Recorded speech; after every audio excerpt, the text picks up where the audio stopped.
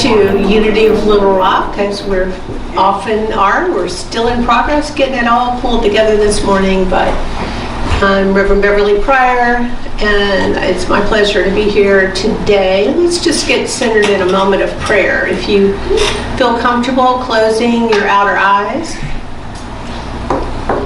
and just take a deep breath in and release that breath. We're just becoming present to this moment and this time.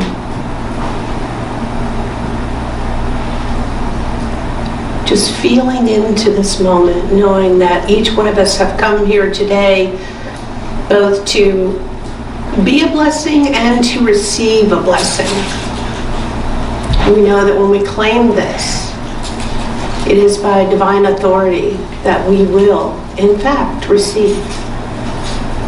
And for this truth and so much more, we simply say thank you, thank you, thank you. And so it is. So let's say our opening statement here on the screen. If you'll say it together with me. There's only one presence and one power active in my life and in the universe. God, the good, the omnipotent. And that's the first of our 5 basic Unity principles. There are a lot of things that we teach metaphysically at Unity, but the 5 principles are our core. And we spent the whole month, last month, talking about the 5 principles, and I'm still going to reference those today as a congruency and also because it makes sense, because they are the foundation of everything. I want to begin by thanking Jeannie for stepping in at the last minute last week. I was scheduled to cover the element of fire, but I was getting over COVID. It's already been a couple of weeks, so I didn't think I was probably contagious last week, but I also wanted to make sure that I didn't take any risk. I've not had it in all this time. That was my very first experience with it, and it wasn't fun, and I spread it because I wasn't thinking, and I'd gone to a class. So I just want to take a moment and just kind of raise the flag of, hey folks, it's still going around, and it comes on fast, it comes on hard, and it moves on. So continue to wash your hands and do the things that you've been doing to keep yourself well, because you know, it's still happening.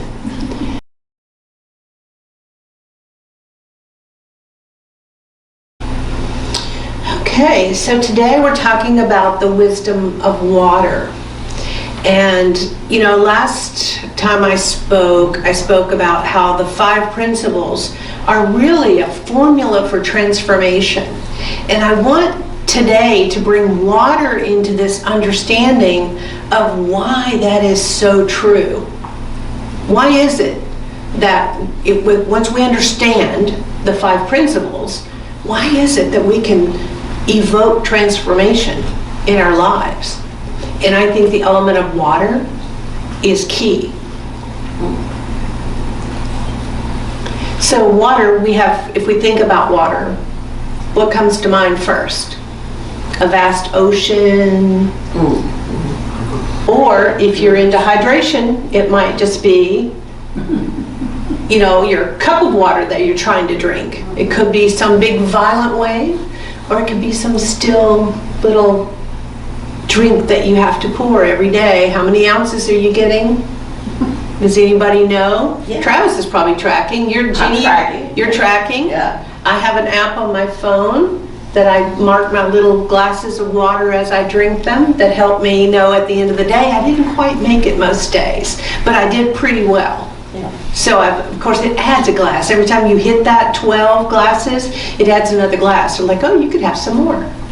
And maybe you can, maybe you're not. I count also my herbal teas as my water, so, you know, but it's important that we connect in with our water. I was going to give you a little exercise, and you can do it with your cup, that if you have one, but I didn't get it set up in advance. But you know, you can speak affirmations into your cup and you hear it from this whole other level. If you have a moment, your water is going to reflect that back to you. It's going to give you the vibration that you put into it.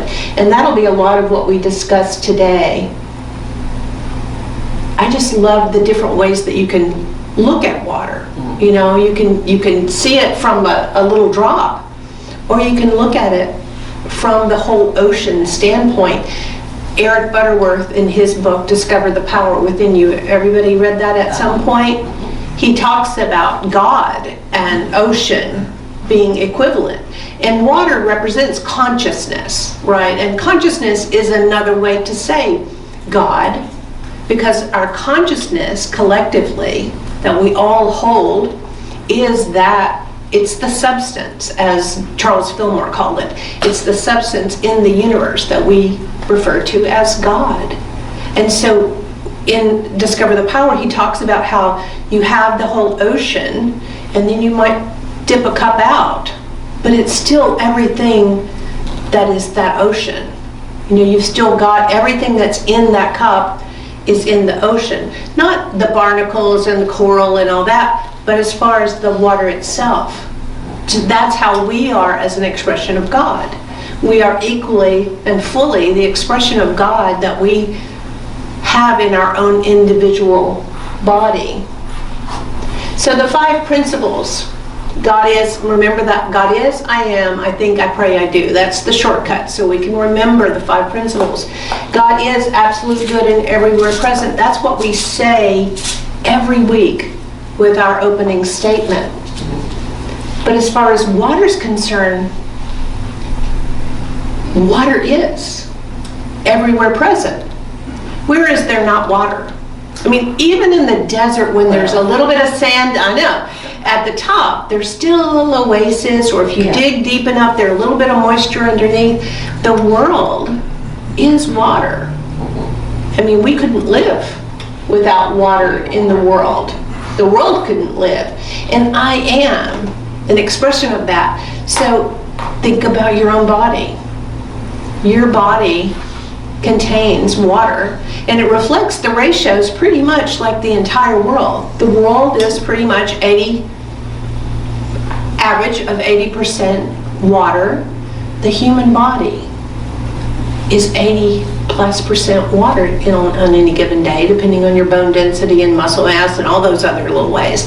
But mine's probably more water than some people, because I've been losing my muscle tone, especially laying around with COVID. But I am, if you think about that, okay, God is, that's the ocean. I am that cup, that drop, the expression of that consciousness of water. That little individual drop could be you. Or you could be a lake. You might have more consciousness to share. Or you might just be that individual little drop on a leaf. But the leaf also contains water. So where's the separation between you and the leaf? You're a drop of water, the leaf contains water. There's nothing that in this life that doesn't reflect back to us our existence, because we're all one. And we forget that because we think, my name is Beverly, your name is Jeannie, you're Travis. We go around the room individually, but we're not separate. We're a reflection of one another, and we're the same. We think differently, that's the dominion we were given over our minds. Charles Fillmore says in the Statement of Faith, drafted by, it's a unity statement of faith, the one and only omnipotent, omniscient, and omnipresent spirit mind. Omnipotent, omniscient, and omnipresent. All potent, all powerful, all knowing, and everywhere present. That's how he describes substance, which is also another way of saying God or source. or the universe, greater than just, I mean, we don't know about every planet, but what if we did and we found out it reflected equally? You know, everything is a reflection of God. But here's the interesting thing about the word, the prefix omni. It's combining from. Combining from. That collective consciousness is all of the combined power, all the combined presence. Again, oneness. There is no true separation. It's all in our mind. It's all in the way we think about who we are and how we are. We see us and them. We see our differences. Sometimes we focus, we hone in on those differences and we hang on to them rather than looking at our commonalities, our omni, the coming from. You know, Mary Morrissey, I've done a number of her programs, the Dream Builder and Master, whatever, I can't even recall what they're all called. But I have a mug that I drink out every day, and it says, you can't get to your dreams, you must come from them. It's a different way. If you're going to your dreams, they're out there. If you're coming from your dream, then you're present in it now. And when you're present in it now, that's called manifestation. You are going to exhibit the truth of that because you're coming from that standpoint. So this, remember in the 90s, this Dr. Emoto, the messages in water? I'm going to remind you of that today because we're talking about water. And this was really groundbreaking science at the time. If you remember, he took water, he froze it, and then he looked at it with a dark matter microscope. So he could really see the crystalline structures that were formed when the water was frozen. So the water was what it was, right? It was in the condition that it was in. But then it was taken and held, you know, I mean, frozen in time, so he could look at what happens with water. Now again, think about your own body. Think about your own world when we talk about these various images that he put together. Because if you think about this, these are the various ways in which the different words, because what he went to at first, it was speaking and music and different things, but he put labels, just simply the act of putting the word of a label. Remember when we were labeling our glasses of water and we put love or whatever we wanted more of? How did that work? We don't really know, do we? Was it just the words? What if they're in different languages? Do we understand it? Is it our intention interacting with the water? Vibration. Is it our focus, our vibration that we're emitting? I know I was in a meditation one time. This is kind of off the topic, but I want to tell you about it. So I loved, when I lived in Kerrville, I walked by the river all the time, and they had wildflowers that just kind of, every day the wildflowers were different. Some were blooming, some were dying, and every day I'd walk by and I would just appreciate them. And just love that long. It was like 12 miles, I think, was the full length of it, but I walked about 4 or 5 of those. But I would just have this experience with appreciating the wildflowers.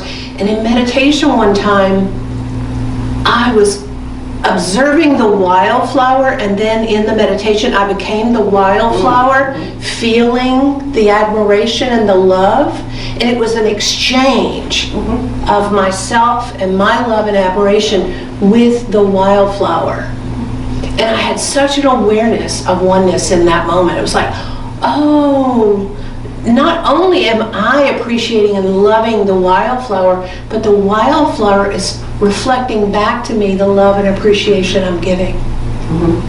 And this is true. This is how it works. This is what he has taught us with this research. And I didn't even think about this research. I just, whenever I had that moment in meditation, I was just mind blown, quite honestly. I'm like, whoa, really? The wildflowers were feeling me. which I have no doubt that that's true, that it was my experience in meditation, but it wasn't my experience walking on the river. Because why? Because I'm walking, I'm looking at different things, and passerbyers, we're so in our humanness so much at the time that we don't allow ourselves to get beyond that and to be present in our spiritual nature. But I can tell you, there were no more walks by the river that I didn't have that feeling. I could evoke that once I was given that image in my meditation time. But you see the structures here, and we'll go a little bit further. I pulled them out separately. So I think this is our third unity principle. Our thought, and I added words. Last time I used this, I added feelings. Words, thoughts, feelings, they all have a vibration that we're putting out into the world. But our thoughts create our experiences. And it's reflected in this water that we can see. Love and gratitude, this is an image that he had from love and gratitude. See how beautiful, and this is what we see those images all the time in the winter with snowflakes. They're so, but you disgust me. Look how mangled and no symmetry. So these words that we put out into the world, sometimes towards ourselves. What about first thing in the morning when you look in the mirror? Do you look at your baggy eyes or your puffiness or whether or not your eyes are red? And even without words, what are you doing? What are you doing? Without words, you're looking and you're sending this message to yourself. We say things to ourselves that we would never say to another person. But here we are, eternal and peace. Beautiful words when we understand that, gosh, we are actually, and each one of us, an eternal being.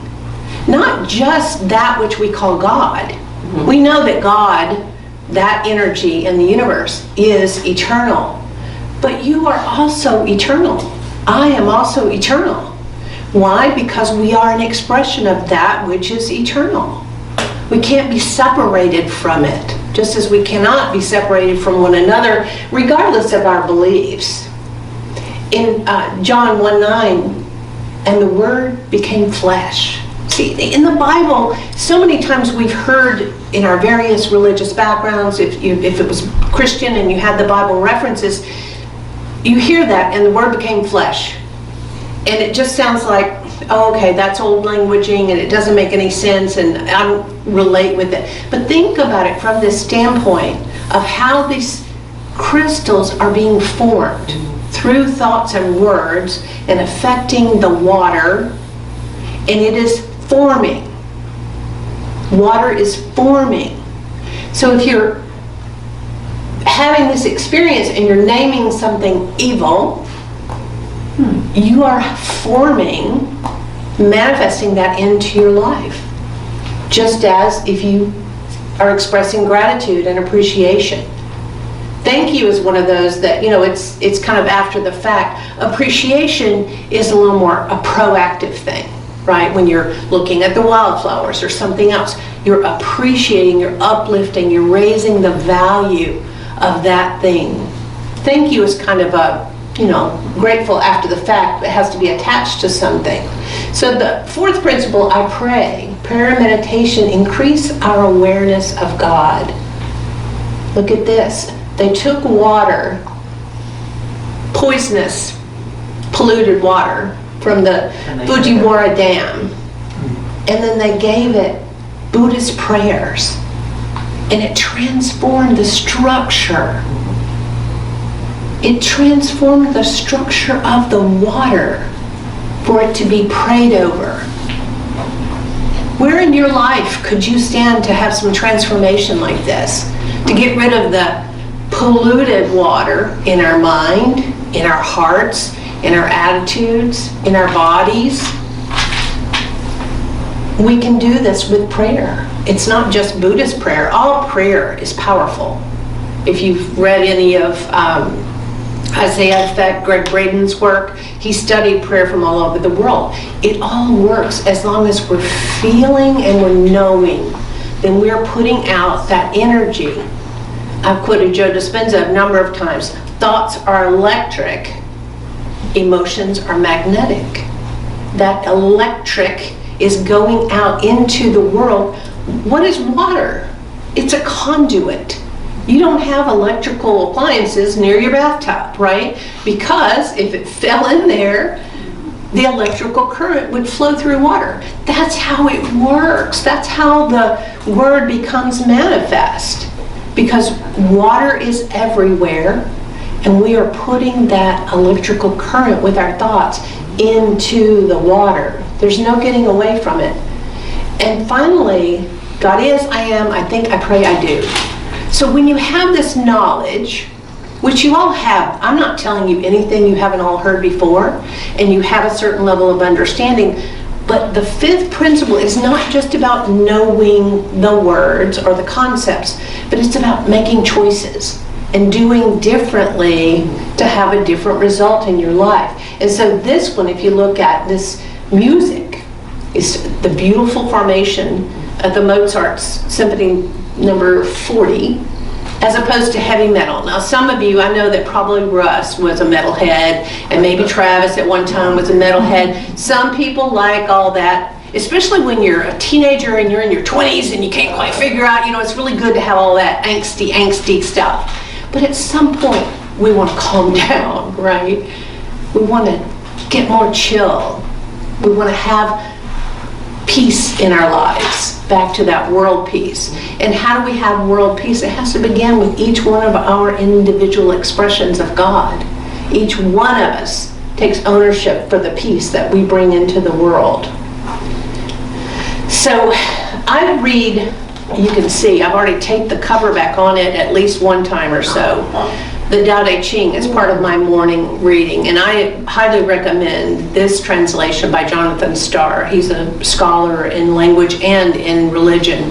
But I was reading this one day, and I got to this particular passage, and it's the end of verse 32.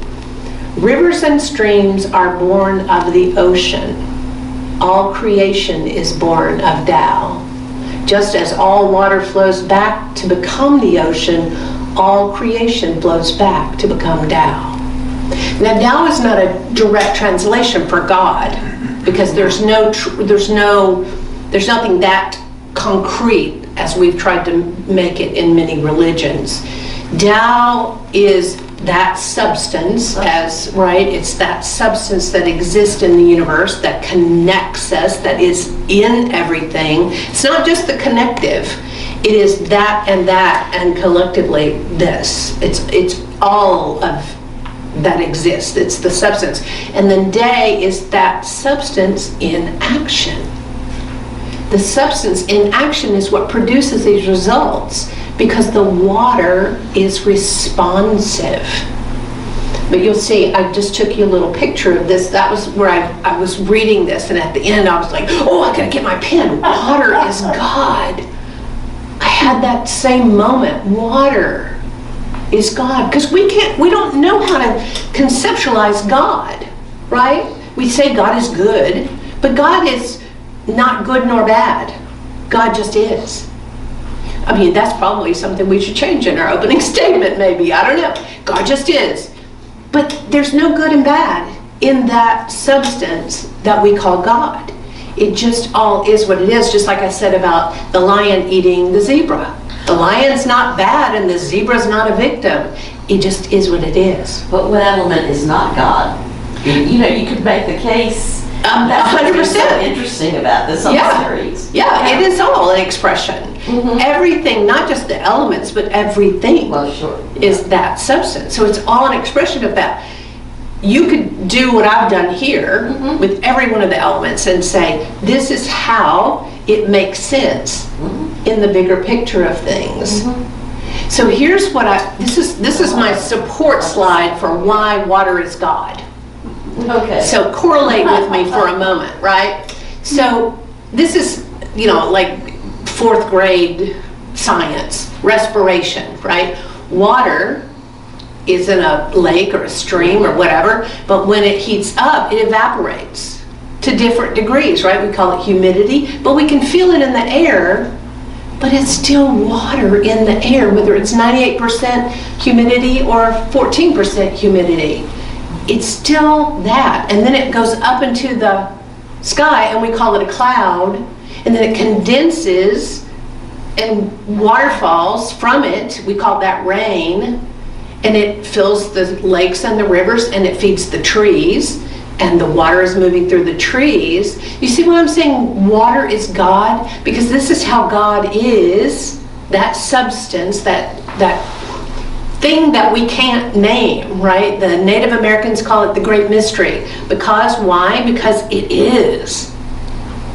It, they, whatever that thing is, this analogy worked for me more than anything in my whole life, because all of that, rain, water, lake, tree, there's water in all of it, and it's all God.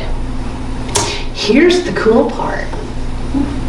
If you're more than 80% water, and water is God, you are more than 80% God. Every single one of you. More than 80% God. You know, it was Desjardins who said, we're not just a human being having a spiritual experience, we're a spiritual being having a human experience. So think about that.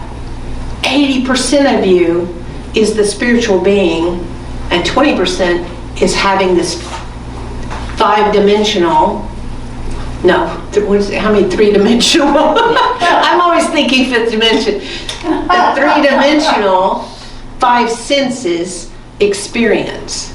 But that's what that energy that we call God, that substance, wants to do through a human being, is have that sensory experience.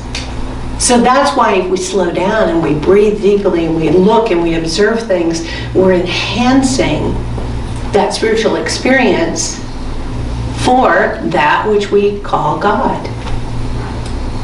So how do you feel about being more than 80% God? I think we're 100%. Yes, I agree. Human and 100% divine. 100, huh? Okay. I said, Shortchanged at 80%. Yeah. well, I didn't say flat 80%, I said more than. I got you. Okay. But yeah, but most people, Jeannie, can't really embrace I am 100% and 100%. They can't even embrace 80%. So. Right. 10%.